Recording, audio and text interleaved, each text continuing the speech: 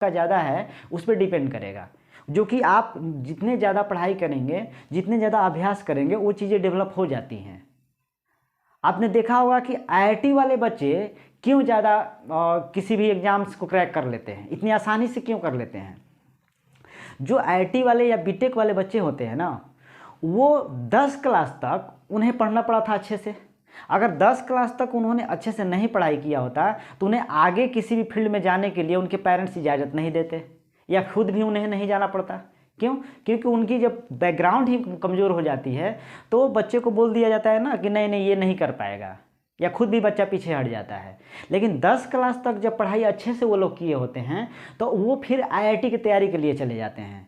अब वहाँ पर आईआईटी में एडमिशन हो जाए इसके लिए फिर वो बहुत अच्छे से मेहनत करते हैं, अच्छे टीचर से पढ़ते हैं। अब वहाँ पर आईआईटी में एडमिशन के लिए भी उन्होंने अच्छे से पढ़ाई किया, 10 क्लास तक भी पढ़ाई किया, आईआईटी में जाने के लिए फिर अच्छे से पढ़ाई किया।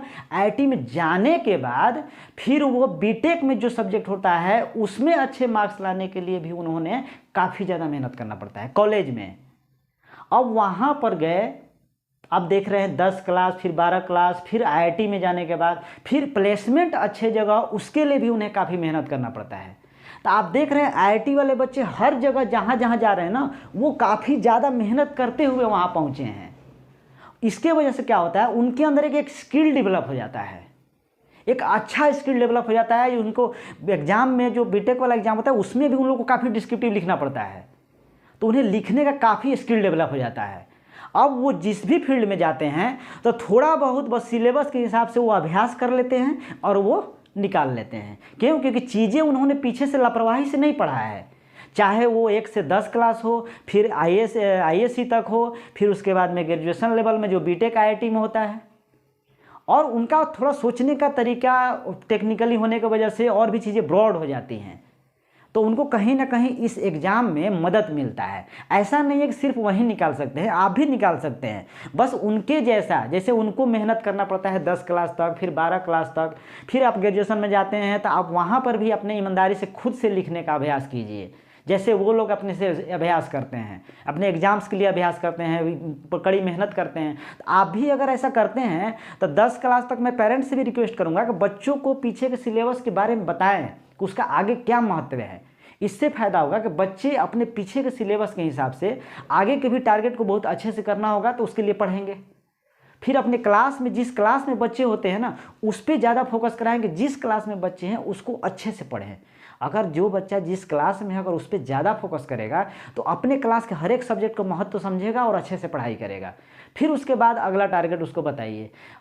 ज़्यादातर पेरेंट्स दूसरे बच्चे से तुलना करके बच्चों का भविष्य ना इधर उधर डाइवर्ट कर देते हैं। अरे बच्चा जब 10 क्लास में है, बोर्ड में है, तो उसे आईआईटी वाले बच्चों से तुलना कर रहे हो, अभी उसको बोर्ड पे फोकस कराओ ना। हाँ, ये है कि मार्गदर्शन सही से करो, लक्ष्य उसे क्या है उसके हिसाब से मार्गदर्शन करो, लेकिन उसे डराओ नहीं। इसी तरह बीपीएससी यूपीएससी वाले में भी डरा दिया जाता है। तो बीएड वाले बच्चे हों या किसी भी तरह के बच्चे हों, चाहे बीएससी वाले हों, आप देखेंगे ना सब में डिस्क्रिप्टिव ही लिखना रहता है।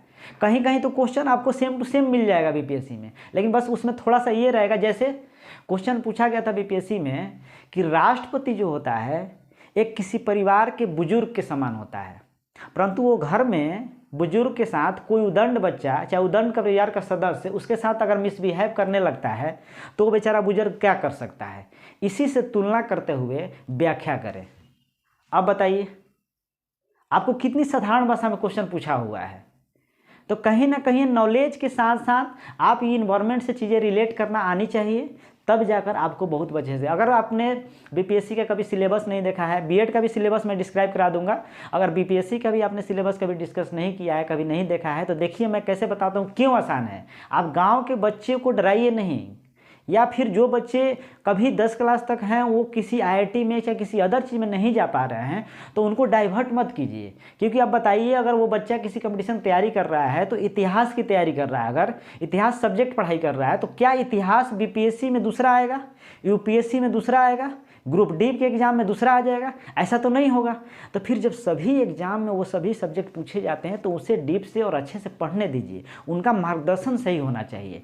अगर किसी भी बच्चे का सही मार्गदर्शन कर दिया गया कि यकीन मानिए कि जो औरत महिलाएं घर में बैठकर खाना बनाती हैं ना, वो भी आपको यूपीएससी बीपीएससी निकाल सकती हैं। बस उन्हें डरा दिया जाता है कि ये चीज़ें हैं, उनको सोचने पर ही सोचने नहीं दिया जाता है, उनके सोचने की क्षमता को ही रोक दिया जाता है, किसी अदर चीज़ में सोचने की तरफ डाइवर्ट कर दिया जाता है।